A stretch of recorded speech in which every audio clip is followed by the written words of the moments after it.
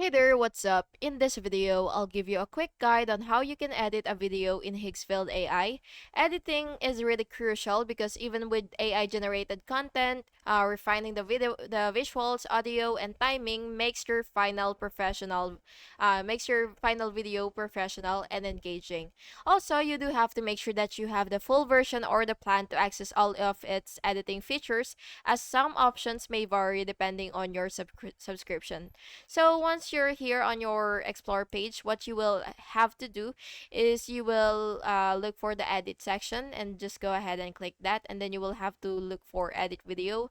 So just wait for it to load, and once you're here, what you will have to do is you will upload the video that you would want to edit, and you could also upload images and elements as well. It really depends on you. And what you will have to do is you will just have to describe what you want to change from that video on your prompt backs, and yeah, that's basically how you can do it. And then you will just have to click generate video so that you will be able to finalize what you've just edited.